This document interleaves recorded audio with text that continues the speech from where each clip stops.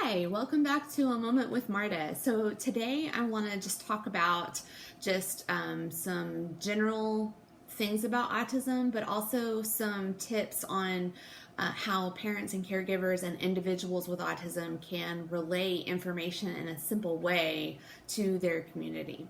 So the latest statistic that I've seen right now is that autism affects 1 in 41 individuals.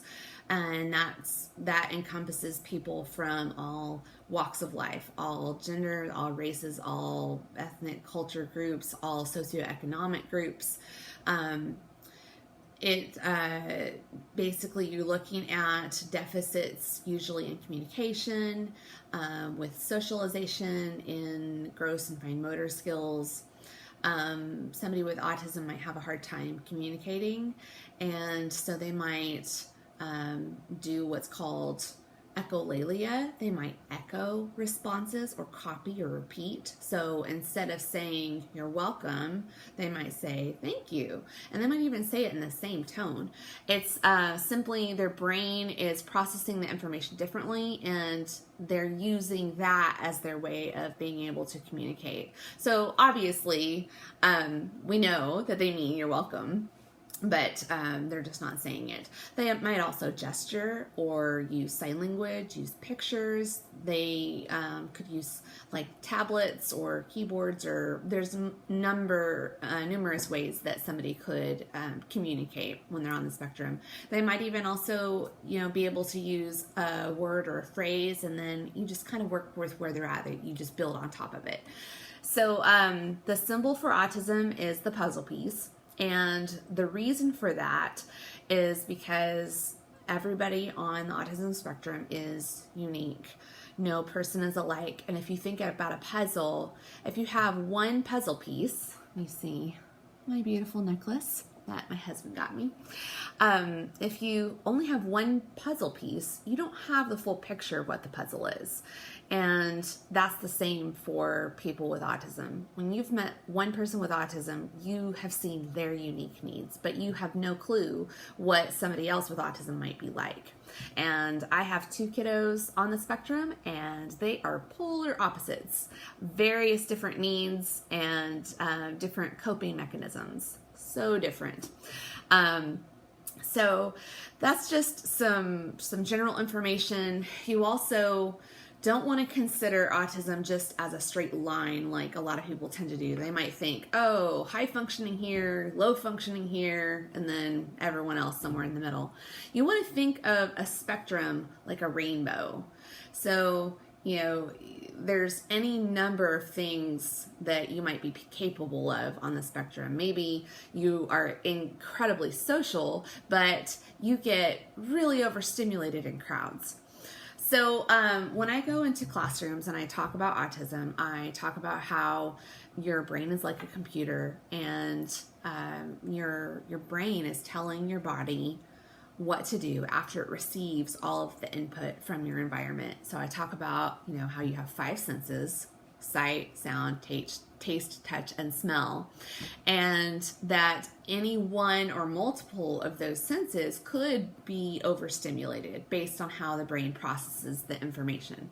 And to some degree, we all have some sensory issues. I do. When I go out in crowds, I get really claustrophobic. Somebody might be afraid of heights. But it doesn't necessarily impact our ability to live in society the way it does with somebody on the spectrum. So one of the first things that I like to do when I go into a classroom, I go into classrooms to teach little autism lessons from pre-K all the way up to high school. So one of the first things I like to do is I say, okay, I want everybody to clap with me on the count of 3. 1, 2, 3, clap. And I ask, okay, what happened? I told you to clap. What happened? And they're like, we clapped. But it helps them to see, okay, I told you something. You heard it. Your brain internalized it, told your hands to clap, and you clapped. Well, somebody with autism, their brain might process that information very differently, and they may or may not be able to clap in that moment.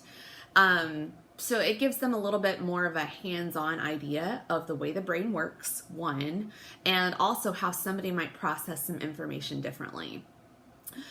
Something else that I like to do is, because all of our youth are so familiar with technology, I mean, toddlers are using iPhones better than adults half the time. They all can understand and relate to technology. So I give them examples of things that they can grasp onto.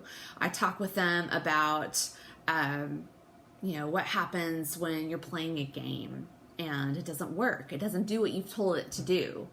Do you get frustrated? And they're like, yeah. And I was like, well, imagine that your brain, as the computer, as the game, that you're instructing it to do something and it doesn't do what you want it to do. Imagine how that would feel. Or maybe I'll talk about how, you're watching something on Netflix and you have issues with buffering, or maybe things get pixelated. And I talk about, what do you think it would feel like to see the world that way? And, they think about it because it's something that's very hands-on, that's very relatable, that's very personal to them, and it allows them to have more empathy and think about what that might be like for an individual on the spectrum. And I explain, look, there's not anything physiologically wrong with your eyes. It is simply the way the brain is processing the information. So those are just some simple tips of things that I like to do when I first am going into a classroom to talk about autism and to teach students, like I said, pre-K all the way up to high school. I do the same thing for all of them. And I just kind of tailor it as appropriate for each age group. But even pre-K kids can get it. They can get the clapping and the following directions. They can get the electronics and things not working like you want it to. So there are really simple ways of being able to explain why somebody might process things differently and how that might affect them. And it just helps give them a little bit more empathy and helps them to maybe relate a little bit better to the individual, but also maybe know how to include them, not how they can just be a friend to the individual with autism, but how the individual with autism can also be their friend and can contribute to that relationship. So until next time on A Moment with Marta, talk to you soon. Bye.